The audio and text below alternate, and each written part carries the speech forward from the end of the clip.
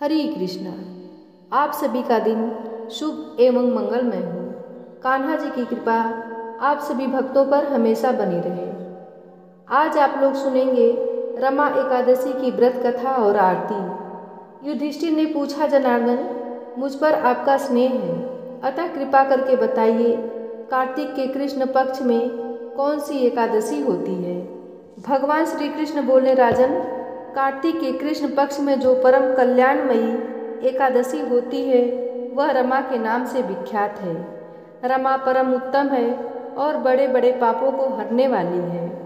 पूर्व काल में मुचुकुंद नाम से विख्यात एक राजा हो चुके हैं, जो भगवान श्री विष्णु के भक्त और सत्य प्रतिज्ञ थे। निष्कंटक राज्य का शासन करते हुए उस राजा के यहाँ नदियों में श्रेष्ठ चंद्रभागा कन्या के रूप में उत्पन्न हुई।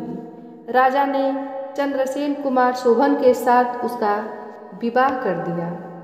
एक समय की बात है, शोभन अपने ससुर के घर आए। उनके यहाँ दशमी का दिन आने पर समूचे नगर में ढिढोरा पिटवाया जाता था कि एकादशी के दिन कोई भी भोजन न करे, कोई भी भोजन न करे। यह डंके की घोषणा सुनकर शोभन ने अपनी प्यारी पत्नी चंद्रभागा से कहा, प्रिय, अब मुझे इस समय क्या करना चाहिए, इसकी शिक्षा दो।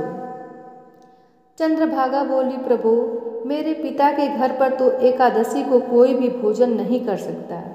हाथी, घोड़े, हाथियों के बच्चे तथा अन्य पशु भी अन्न, घास तथा जल तक का आहार नहीं करने पाते। फिर मनुष्य एकादशी के दिन कैसे भोजन कर सकते हैं। प्राणनाथ, यदि आप भोजन करेंगे तो आपकी बड़ी निंदा होगी। इस प्रकार मन में विचार करके अपने चित्त को दृढ़ कीजिए। शोभन ने कहा, प्रिय, तुम्हारा कहना सत्य है, मैं भी आज उपवास करूंगा। दैव का जैसा विधान है वैसा ही होगा।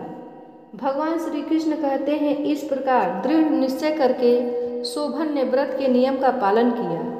क्षुधा से उसके शरीर में पीड़ा होने लगी, अतः वे बहुत दुखी हुए।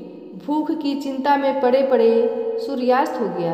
रात्रि आई, जो हरि पूजा परायण तथा जागरण में आसक्त वैष्णव मनुष्यों का हर्ष बढ़ाने वाली थी, परंतु वही रात्रि शोभन के लिए अत्यंत दुखदायिनी हुई। सूर्योदय होते होते उनका प्राण अंत हो गया। राजा मुचुकुंद ने राजोचित काष्ठों से शोभन का दाह संस्कार कराया। चंद्रभागा पति का पारलौकिक कर्म करके पिता के घर पर ही रहने लगी। नृपश्रेष्ठ, रमा नामक एकादशी के व्रत के प्रभाव से शोभन मंदराचल के शिखर पर बसे हुए परम रमणीय देवपुर को प्राप्त हुआ। वहाँ शोभन द्वितीय कुबेर की भांति शोभा पाने लगा। राजा मुचुकुंद के नगर में सोम शर्मा नाम से विख्यात एक ब्राह्मण रहते थे। वे तीर्थ यात्रा के प्रसंग से घूमते हुए कभी मंदराचल पर्वत पर गए। वहाँ उन्हें शोभन दिखाई दिए। राजा के दामाद को पहचान कर वे उनके समीप गए। शोभन भी उस समय द्विश्रेष्ठ सोम शर्मा को आया जान शीघ्र ही आसन से उठकर खड़े हो गए और उन्हें प्रणाम किया। फिर क्रमशः अपने श्वशुर राजा मुचुकुंद का, प्रिय पत्नी चंद्रभागा का तथा समस्त नगर का कुशल समाचार पूछा। सोम शर्मा ने कहा, राजन, वहाँ सबकी कुशल है। यहाँ तो अद्भुत आश्चर्य की बात है, ऐसा सुंदर और विचित्र नगर तो कहीं किसी ने भी नहीं देखा होगा। बताओ तो सही, तुम्हें इस नगर की प्राप्ति कैसे हुई। शोभन बोले, द्विज, कार्तिकेय के कृष्ण पक्ष में जो रमा एकादशी होती है उसी का व्रत करने से मुझे ऐसे नगर की प्राप्ति हुई है। ब्राह्मण, मैंने श्रद्धाहीन होकर इस उत्तम व्रत का अनुष्ठान किया था, इसलिए मैं ऐसा मानता हूँ कि यह नगर सदा स्थिर रहने वाला नहीं है। आप मुचुकुंद की सुंदरी कन्या चंद्रभागा से यह सारा वृत्तांत कहिएगा। शोभन की बात सुनकर सोम शर्मा ब्राह्मण मुचुकुंदपुर में गए और वहाँ चंद्रभागा के सामने उन्होंने सारा वृत्तांत कह सुनाया। सोम शर्मा बोले, शुभे, मैंने तुम्हारे पति को प्रत्यक्ष देखा है तथा इंद्रपुरी के समान उनके दुर्धर्ष नगर का भी अवलोकन किया है। वे उसे अस्थिर बतलाते थे, तुम उसको स्थिर बनाओ। चंद्रभागा ने कहा, महर्षि, मेरे मन में पति के दर्शन की लालसा लगी हुई है। आप मुझे वहाँ ले चलिए। मैं अपने व्रत के पुण्य से उस नगर को स्थिर बनाऊंगी।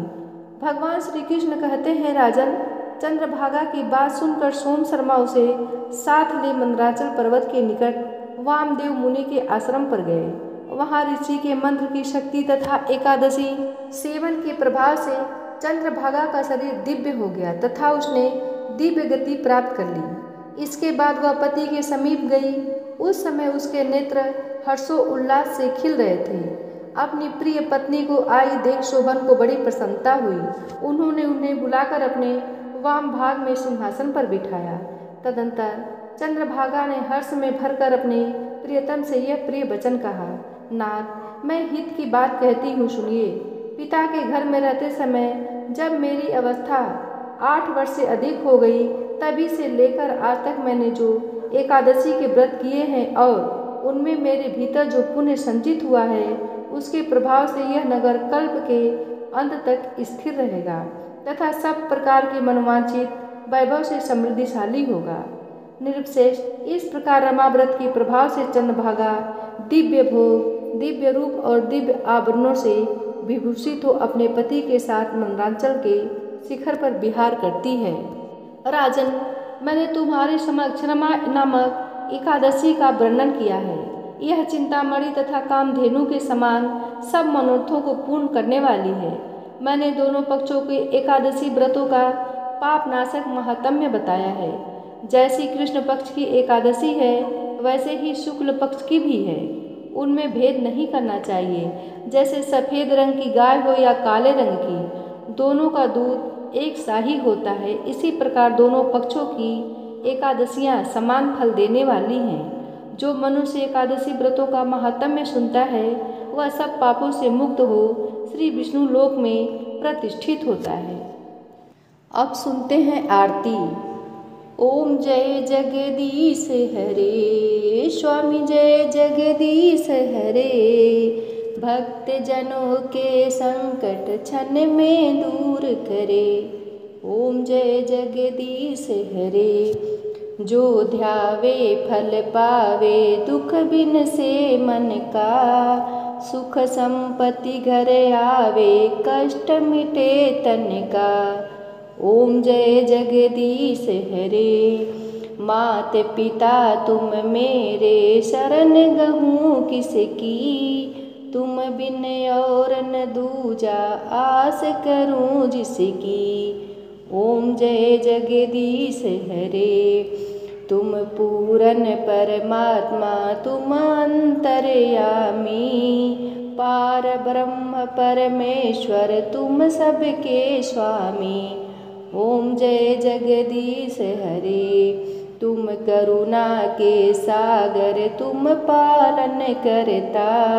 मैं मूर्ख खल कामी, कृपा करो भरता। ओम जय जगदीश हरे। तुम हो एक अगोचर, सबके प्राणपति। किस विधि मिलूं दया मैं, तुमको मैं कुमति। ओम जय जगदीश हरे। दीन बंधु दुख हरता, ठाकुर तुम मेरे। अपने हाथ उठाओ, द्वार पड़ा तेरे। ओम जय जगदीश हरे। विषय विकार मिटाओ, पाप हरो देवा। श्रद्धा भक्ति बढ़ाओ, संतन की सेवा।